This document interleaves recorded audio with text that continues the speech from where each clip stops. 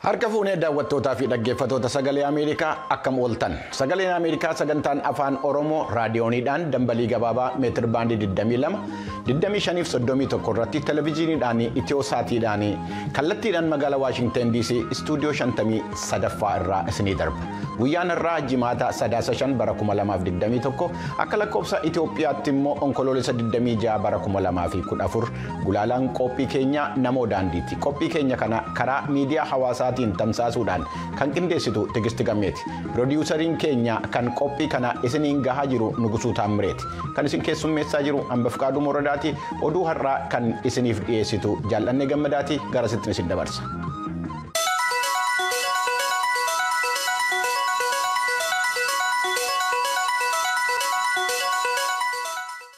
Attamooltan oduun har'aaf qabnu kunoo. Kan gidduu kana gara Itoophiyaatti imalan gaanfa Afrikaatiif ergamaa addaa Yuunaayitid Steets Jeffrey Feltman aangawoota Itoophiyaa wajjin wal arganii dubbachuu isaanii ministiriin dhimma alaa Yuunaayitid Steets beeksisee jira. Gabaasaa guutuu Bafaqaaduu Moradaatu dhiyeessa. Yemmuu wal waraansi kaaba Itoophiyaa babal'achaa fi ammaachaa deemaa jiru kanatti gaanfa Afrikaatti jiilli addaa Yuunaayitid Steets Jeffrey Feltman Itoophiyaa deemuudhaan aangawoota mootummaa Itoophiyaa waliin marii taasisaa jiru. Dubbi himaan ministeera dhimma alaa Yuunaayitid Steets Ned Price dhimma kanarratti akka jedhanitti Jeffrey Feltman itti aanaa muummee ministeeraa fi ministeera dhimma alaa Itoophiyaa Dammaqaa Mokonnin, ministeera ittisa biyyaa Dr. Abrahaam Balay akkasumas ministeera maallaqaa Itoophiyaa Ahmad Shidee wajjiniin marii taasisaa jiru. Waa'ee marii taasisamaa jiru kanarratti bal'inaan wanti ibsame jiraachuu baatus akka Ned Price jedhanitti wal waraansi adeemaa jiru akka dhaabbachuu danda'uuf karaa banuudhaaf jedhaniiru. Karaa biraatiin dubbiimtuun waajjira muummee ministeeraa Itoophiyaa Biillenee Siyyum abbaan alangaa mootummaa federaalaa Dr. Gediyoon Ximootiyoos haala yeroo irratti guyyaa har'aa ibsa gaazexessootaaf kennaniiru. Ibsa karaa maasariitiitiin taasifame kanarratti Jeffrey Feltman muummee ministeeraa Itoophiyaa wajjiniin wal arganii hinaasa'uu jedhamee gaaffii dhiyaatee fi dubbiimtuu Biillenee Siyyum deebii kennaniin amma ammaatti gaaffiin dhiyaatee fi sagantaan qabame akka hin jirre himaniiru. Ibsa gaazexessootaa fi karaa maasariitiitiin kenname kanarratti mootummaan yoo mariitti deema ta'e marii kana taasisuudhaaf jalqaba maaltu barbaachisaa akka ta'e gaaffii dhiyaateef Dr. Gediyoon Ximootiyoos deebii kennaniiru. At the very least, the TPLF has to withdraw from the Amhara and Afar regions where it's brutalizing. Akka Dr. Gediyoon Ximootiyoos jedhanitti marii karaa nagaa jalqabuudhaaf yoo xinnaate adda bilisummaa uummata Tigraay loltoota isaa naannolee Amaaraa fi Affaar keessaa baasuu qaba. Itti aansuudhaanis hokkora yookiin wal waraansa balaaleffachuun barbaachisaadha jedhaniiru Dr. Gediyoon. Mootummaa Yuunaayitid Steets dhiyeenya kana waliigaltee daldalaa qaraxarraa bilisa ta'e isa AGOA jedhamee beekamu haquu ishee beeksistee jirti. Dhimma kanarratti gaaffii gaazexessoota irraa dhiyaateef Dr. Gediyoon Ximootiyoos deebii kennaniin waliigalteen sun haqamuu isaatiin lammiileen Itoophiyaa 200,000 ol ta'an akka miidhaman ibsanii waliigaltee sana bakkatti deebisuudhaaf akka irratti hojjetamaa jiru himaniiru. Yemmuu Jeffrey Feltman Itoophiyaa keessatti marii taasisaa jiran kana ministeerri dhimma alaa Yuunaayitid Steets Antoonii Blinken fuula Tiwiitarii isaanii irratti jimaata har'aa yaada kennaniin yeroo ammaa okkorri Itoophiyaa keessatti deemaa jiru dirqamaan dhaabbachuu qaba. Mariin karaa nagaa atattamaan jalqabamuu qaba. Walirratti dhukaasuun haalduree kamiinuu malee dhaabbachuu qaba yaada jedhu dhiyeessaniiru. Walitti bu'iinsi Tigraay keessaa hammaatee haalli jiru yaaddessaa ta'aa yeroo dhufe kanatti Itoophiyaan raafama rakkoo mirga dhala namaa fi kan gargaarsa dhala namaa keessa jirti jechuun gareen mirga dhala namaaf falmu Amnesty International har'a akeekkachiisee jira. Sadaasaa afur mootummaan Itoophiyaa aangoo yeroo labsii hatattamaa kan baase yoo ta'u kunis mirga dhala namaa kan ugguruu fi walabummaa caasaa seeraa biyyattii irratti sodaa ta'eera jedheera. Kana malees sabaa himaa hawaasaa irratti kanneen maxxanfaman hokkara gosaa kan kakaasuu fi aangoonni mootummaa siviilonni humnooti adda bilisummaa uummata Tigraay fi waraana bilisummaa Oromoo irratti meeshaa waraanaa akka kaasan gaafatuu jedha Amnestiin. Rakkoo gargaarsa dhala namaa hamaa fi rakkoon gama mirga dhala namaa kabachiisuun Tigraay keessatti waggaa har'aa gaggeeffame biyyattii iddoo biraattis babal'atee jira jedha.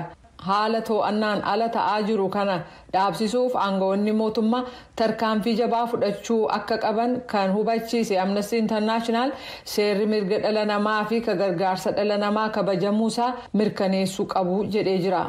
humnootiin adda bilisummaa uummata Tigraay yookaan TPLF gareelee hidhatanii fi mormii kaasee waggaa tokkoof gaggeeffame namoota kuma hedduu galaafatee jira.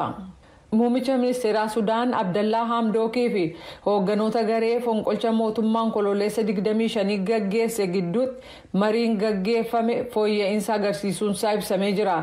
Kunis Yuunaayitid Isteetsiif tokkummaa mootummootaa furmaanni akka argamuuf dhiibbaa taasisaa jiraniin ta'u maddeen Hamdookitti dhiyeenya qaban kamisa kaleessaa beeksisaniiru. Maddi lammataa akka jedhutti immoo Sudaan kaawunsilii biyya gaggeessu kan miseensota haaraa 14 qabu waraanni ijaaruu mala. Kunis mootummaa ce'umsaa hundeessuuf akka ta'utti tarkaanfii duraa ta'a jedhamee jira. Dhiyeenya kana addunyaan dhiibbaa gochaa jirtu dabaluusaaf mallattoon jiru barreessaa dureen tokkummaa mootummootaa Antooniyoo Guutarees hoogganaa waraanaa Sudaan Abdulfattah Al-Burhaan waliin kamisa kaleessaa bilbilaan dubbachuu isaanii fi akka isaan ajaja heeraa fi deemsa ce'umsaa iddootti deebisan gaafataniiru. Burhaan kamisa darbe bilbilaan ministeera haajaa alaa Yuunaayitid Isteets Aantanii Bilinkan waliin ka dubbatan yoo ta'u mootummaa hundeessuu fi deemsi jiru akka ariifachuu qabu Burhaan irratti waliigaluu isaanii waajirri isaanii ibsee jira. Ce'umsi deemokiraasii barnoota kompiitar injiinaringiin yuunivarsiitii Amboorraa digirii jalqabaan eebbifameera. Garuu wanti yaadaa turee fi amma isa mudate adda ta'uu hima. Gara magaalaatti gaafa dhuftu rakkina hedduutu mudata. Saanuma ta'ee osoo jiru immoo magaalaa gaafa dhuftu wanti nuyi addatti beeknee yookaan immoo namni nuti eenyu keenya bira jira deemnannee addatti dhufnu hin jiru. Hojii marganna jenneetudha kan naannoo sanarraa dhufnu. Sababiin isaa bakka nuti jirru eeriyaan yookaan immoo carraan hojii argachuu kun baay'ee dhiphaadha. Gara magaalaa kanaa hojjennee gara Finfinneetti gaafa dhufnus waanumti addaa iyyuu hin jiru. Eebbisaa Gabayyoo gosa barnoota Oliifan barate waliin tokko akka ta'e kan himu yaada Oliifan ni qooddata. Gaafan yaa'ugaa yeroon eebbifameen achi bahu yeroo bakka giddi keessatti ciffaraa waan baay'ee ture miti yeroo eebbifaman akkuma bakka achi ba'een torbee lama waan turu natti hin fakkaatu ture. Turtii waggaa kana keessatti yaa'u chaalenjii duraan amma yuunivarsiitii galee waggaa naannoo almost waggaa 6 baranne sababii koronaas jechaadha. Waggaa 6 barannee garuu chaalenjii amman yeroon hojii barbaadu kana argi sana keessatti hin argine. Gaaddisee Baayisaa sababa hojii dhabdummaan yeroo ammaa hojii humnaa hojjechaa kan jirtu. Hojii dhabdummaan addatti shamarran irratti dhiibbaa guddaa qabaachuu himti. Maatii lafa gaadhee jirra. Hojii barbaachaa jirudha. Hojii dhabuun immoo yeroo malee gaarii nama dhaabsisa. Rakkoo keessa nama gashaa waan baay'ee nama dubartoota irratti mudannoo baay'ee jira jechuudha. Shamarri hojii barbaadaa jirtu biraan Taliilee Fiqaaduu bara 2013 akka lakkoofsa Itoophiyaatti yuunivarsiitii Rift Vaalii irraa sadarkaa barnoota digirii jalqabaan akka eebbifamte kan himtu yaada gaaddisee akkas jechuun qooddatti. Amma fakkeenyaaf dorgommii sana yeroo galmoofnee kaanu jechuudha. Argadha wanta jedhuu fi wanta sitti hundayyuu bakka asitti gochuu qabda. Fakkeenyaaf dubara agataatee jirtutti tarii qormaata kanarratti namoota wajjin wal qunnamuu dandeessaa yookaan abbaa kaampaanii sanaa ta'a yookaan immoo nama qormaatumaas illee namatti dhiyaatu tokko jira yoo ta'e infoormeeshinii jiru nan argadha irraati yookaan immoo na gargaaruu danda'a wanta jedhamuu fi waan gaaffii kan si gaafatanii deebii kennuun dirqamasti ta'a. Yeroo kana immoo dhiibbaatti mudachuu danda'a.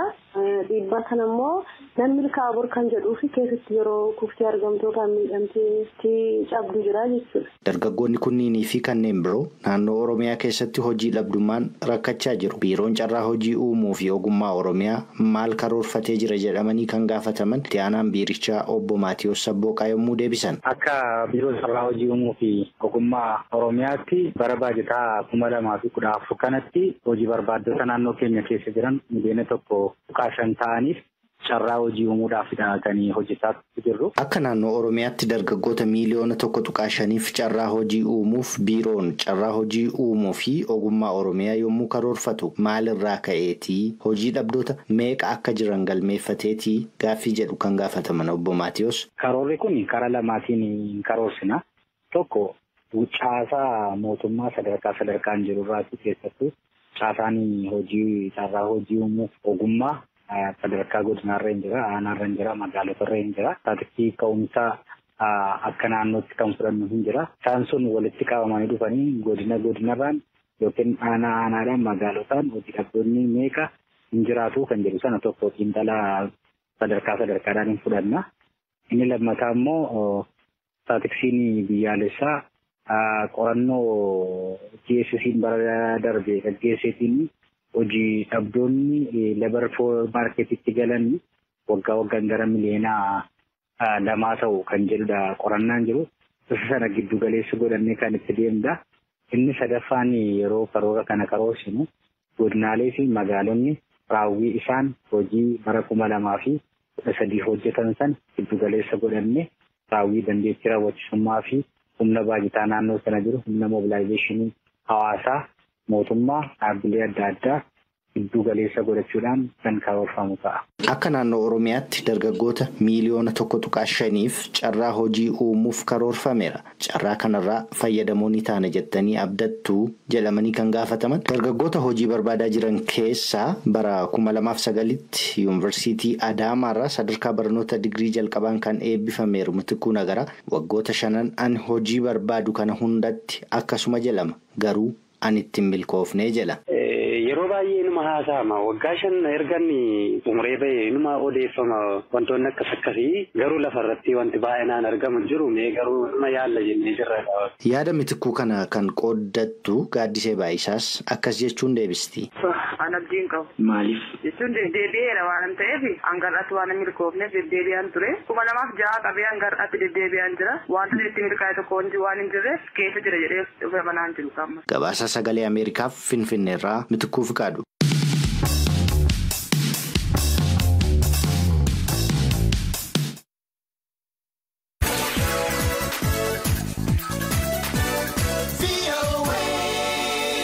daawwattootaaf dhaggeeffattoota keenyaa Sagalee Ameerikaa sagantaa afaan Oromoo galgala keessaa sa'a 2 walakkaa jalqabee haga sa'a 3tti teessoo keenya saatalaayitii Itiyoosaat kan armaa gadii irratti nu argachuu dandeessu. VOA Itoophiyaa Channel yookaan NSS Itiyoosaat Virtual Channel 57 degrees East irratti. Lakkoobsa addaa ka sistemii Virtual Channel ammoo daawwattootaaf dhaggeeffattoota Itoophiyaa Eertiraaf Jibutiitiif 6230 ka Somaaliyaatiif 6231 ka Keeniyaatiif 6232 ordoftoota VOA 24 yookaan VOA 24f 6233 akkasumas daawwattoota VOA TV yookaan TVMC duwwaajaaf 6229 kana malees marsariitii keenya VOA afaan Oromoof fuulawwan miidiyaa hawaasummaa keenyaa ka Feesbuukii, Tiwiitarii, Instaagiraamii fi Yuutuubii irratti nu argachuu dandeessu. Egaan hordoftoota keenya jaallatamoo qophiin har'aaf qabnu asuma irratti raawwata. Qophii keenya dilbataa fi jimma gaafa sanbataatii fi dilbata immoo raadiyooniidhaan isinii dabarsina isa isin dagatina meetir baandii 22 25 fi 31 irratti isinii darba jechuudha. Qophiin keenya har'aa kun asumatti raawwata. Karaa biraatiin immoo yaada qabdanu VOA afaan oromoo.com jechuudhaan nu ergaa. Qophii keenya idilee isa wixataatiin immoo amma walitti arginu wal deebinee wal arginutti bakka jirtan nutti fayyaa ta'a kan keessummeessaa ture. Bafqaaduu Morodaati nagaatti.